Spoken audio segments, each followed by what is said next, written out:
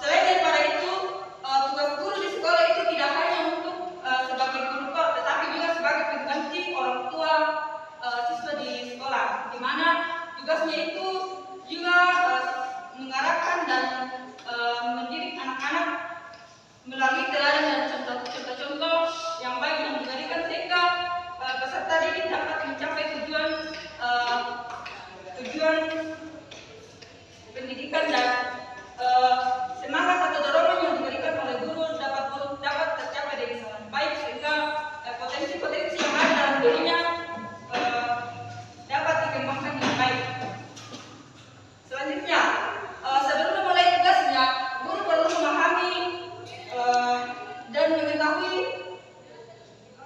dan mempelajari juga lebih dahulu kurikulum apa yang dipakai di sekolah tersebut, dan juga guru juga perlu mengetahui program-program apa yang dilaksanakan di sekolah tersebut.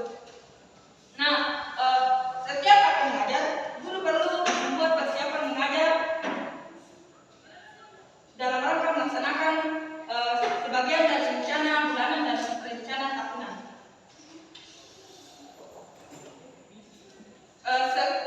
Selain daripada yang saya jelaskan dari atas, selain dalam melaksanakan tugasnya di sekolah, guru perlu melaksanakan tugasnya atau mengadakan kerjasama dengan orang tua siswa, lembaga-lembaga pemasyarakatan, dan juga perlu mengajak siswa-siswa untuk ke suatu objek-objek yang harus kiranya perlu diketahui murid bahwa dalam rangka tersebut merupakan program kurikulum sekolah. Dan selain daripada itu juga guru perlu mengundang ahli dari dalam masyarakat untuk memberikan ceramah atau latihan dalam keterampilan tertentu. Selain dalam melaksanakan tugas profesinya sebagai seorang guru, guru perlu juga terlibat dalam membangun atau ikut berpartisipasi dalam masyarakat. Nah, sehingga demikian masyarakat lebih menyadari bahwa pekerjaan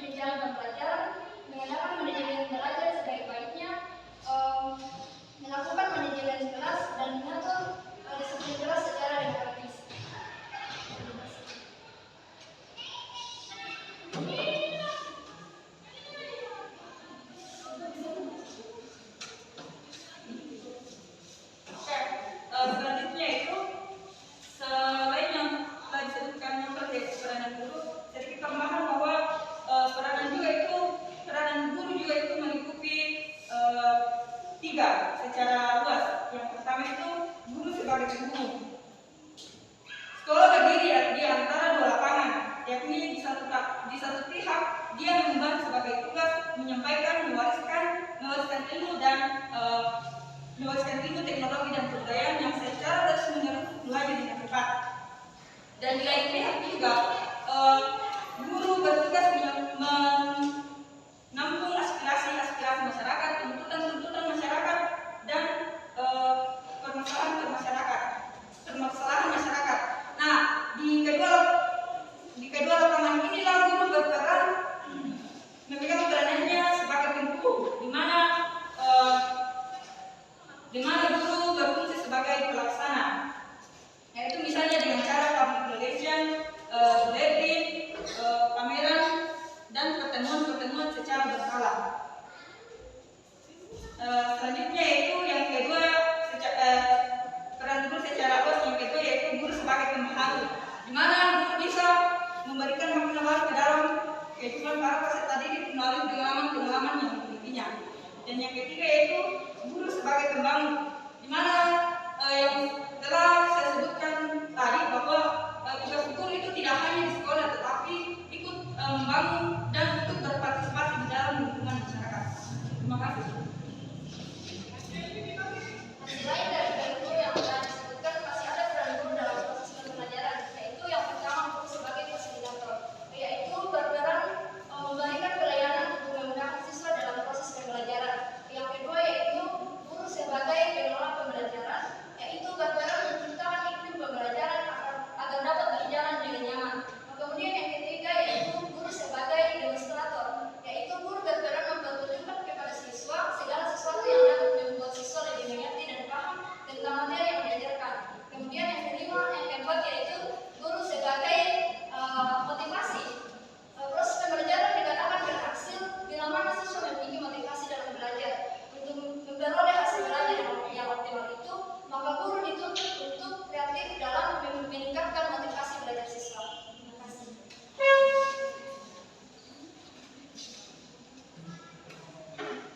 Terima kasih. Di sini saya sebagai materi ketiga dan yang akan saya bahas di sini mengenai apa permasalahan guru saat mengajar di sekolah dasar. Berbicara mengenai permasalahan sebenarnya bukan cuma di SD yang mempunyai permasalahan, tetapi semua guru pasti mempunyai namanya permasalahan saat mengajar.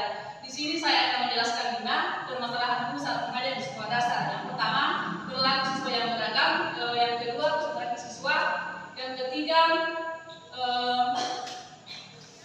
daya serap siswa. Yang keempat, siswa kurang disiplin. Yang kelima, kegiatan mengajar kurang menarik. Di sini saya akan menjelaskan satu persatu mengenai permasalahan tersebut. Yang pertama tadi mengenai perilaku siswa yang beragam atau sifat atau karakter siswa yang berbeda dengan siswa lainnya. Berbicara mengenai karakter, sebenarnya semua orang mempunyai karakter yang berbeda dengan yang lain. Misalnya ada guru mengajar dan mempunyai 20 siswa, otomatis guru tersebut menghadapi 20 karakter siswa yang berbeda. Misalnya ada siswa yang karakternya pemalu, pemarah, nakal, dan masih banyak lagi, sehingga guru kesulitan dalam mengajari siswa tersebut. Masalah yang kedua yaitu konsentrasi siswa kurang. Ada 3 faktor yang mempengaruhi konsentrasi siswa kurang. Yang pertama, faktor lingkungan. Yang kedua, faktor psikologis. Yang ketiga, faktor internal. Faktor lingkungan contohnya ada guru memberikan tugas kepada siswa, tiba-tiba ada kegiatan di luar kelas, otomatis siswa tersebut akan terganggu dan lebih berfokus pada apa yang terkait pada kegiatan tersebut dibandingkan tugas yang diberikan oleh guru tadi, sehingga guru tersebut kesulitan dalam menghadapi ketidakpengertian siswa tersebut. Permasalahan yang ketiga yang dihadapi guru yaitu daya serap siswa atau kemampuan seseorang dalam menangkap pelajaran yang diberikan oleh guru. Berbicara mengenai kemampuan, memang kita manusia pasti mempunyai kemampuan yang berbeda, apalagi dalam menangkap pelajaran yang diberikan oleh guru. Misalnya ada kemampuan siswa yang cepat sekali jika dijelaskan materi, ada kemampuan siswa yang 2 atau 3 kali dijelaskan, bahkan ada siswa yang sama sekali tidak mengerti jika guru menjelaskan di depan, sehingga guru tersebut kesulitan dalam menghadapi kemampuan siswa yang berbeda. Permasalahan guru yang keempat yaitu siswa kurang disiplin.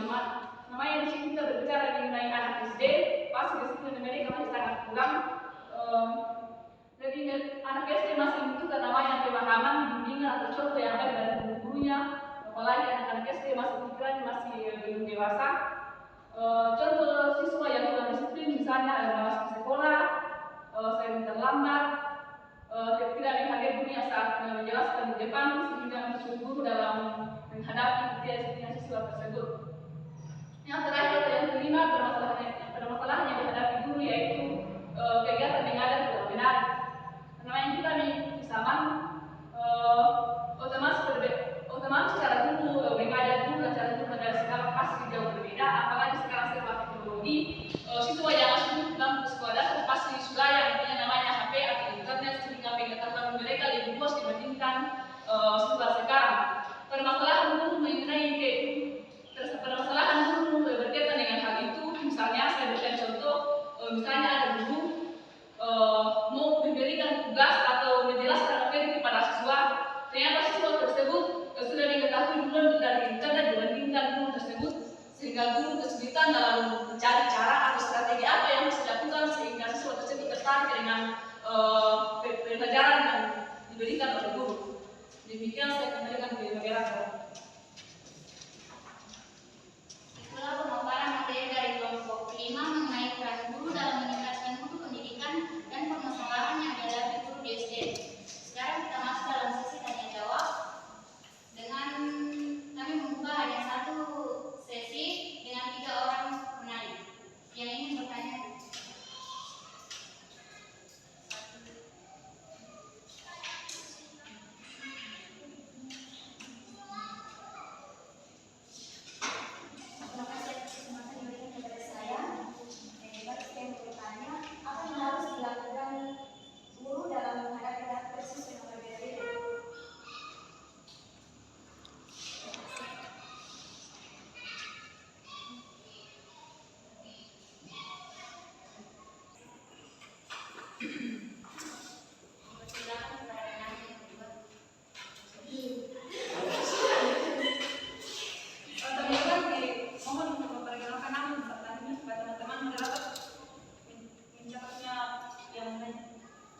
Baik, terima kasih atas kesempatannya. Perkenalkan nama saya Ella Yurki dengan NIM 221113139. Di sini saya akan bertanya pada poin yang B, yaitu peran guru dalam meningkatkan mutu pendidikan. Di situ tadi dijelaskan bahwa peran guru itu sebagai pengajar, pembimbing, ilmuwan, pribadi, dan sebagai pemimpin. Terus yang menjadi pertanyaan saya, apakah dalam menjalankan peran ini seorang guru dapat melakukan kelima peran itu secara bersama?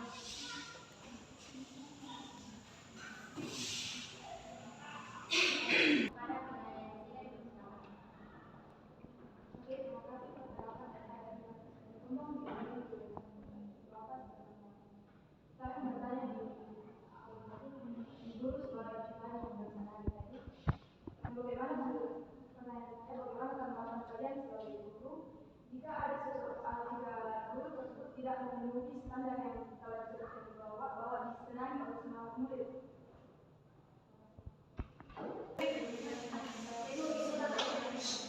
Baiklah, sekarang kelompok 5 akan menjawab pertanyaan dari Mulyani.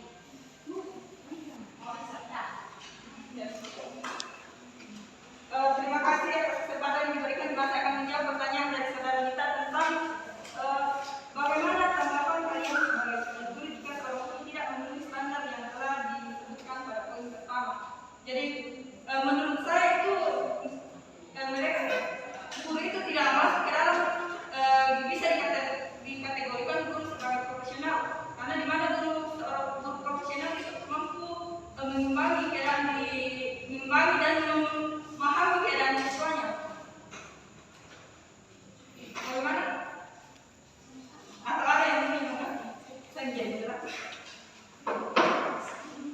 Bagaimana dengan jawaban kelompok 5? Terima kasih, jawabannya saya terima. Jadi jawaban tadi adalah guru tersebut tidak bisa dikatakan sebagai guru yang profesionalisme karena tidak memenuhi standar. Baiklah, jika ada yang ingin menanggapi, silakan.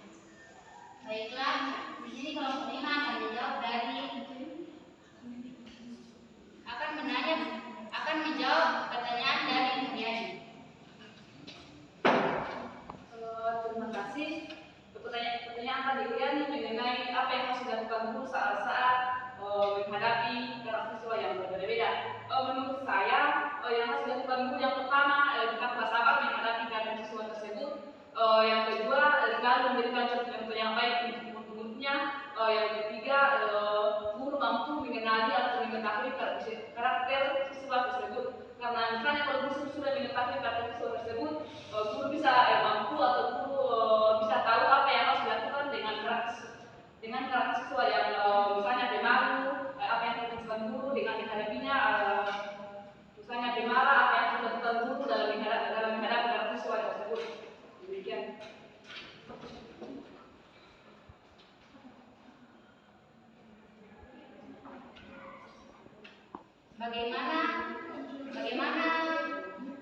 Bagaimana Mariani, apakah jawabannya diterima?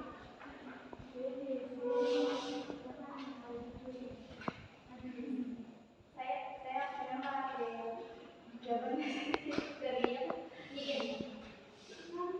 dengan menyampaikan apa yang anda pikirkan dengan cara literasi yang baik dan nanti yang berbeda dengan anda. Baiklah, apakah ada yang ingin menambahkan jawaban dari kelompok ini?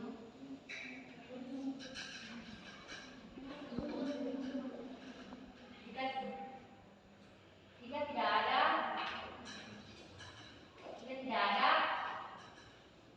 kelompok 5 akan menjawab pertanyaan dari Elmayanti. Terima kasih atas kesempatan yang diberikan kepada saya. Di sini saya akan menjawab pertanyaan dari Elmayanti, yaitu apakah dalam menjalankan perannya seorang guru dapat melakukan kelima perannya, yaitu sebagai pengajar, sebagai pembimbing, sebagai ilmuwan, sebagai pribadi, dan sebagai pemimpin secara bersamaan. Menurut saya tidak harus bersamaan, tetapi harus berjalan beriringan. Misalnya antara peran sebagai pengajar dengan peran sebagai pemimpin. Kalau peran sebagai pengajar, guru harus memberikan atau menyampaikan pengajaran, sedangkan peran sebagai pembimbing, guru harus memberikan bimbingan kepada siswa ketika mengalami kesulitan dalam belajar. Jadi peran sebagai pengajar dijalankan terlebih dahulu, baru kemudian jika dalam proses pembelajaran siswa memiliki kesulitan dalam belajar, maka guru harus membimbing siswa itu agar dapat memahami dengan baik materi yang dipelajari. Itulah jawaban dari kelompok 5. Apakah saudara Elmayanti menerima? Baik, terima kasih atas jawabannya. Di sini saya menerima jawaban dari Nobel, yaitu peran ini tidak harus dijalankan secara bersamaan, tetapi harus beriringan. Misalnya antara peran sebagai pengajar dan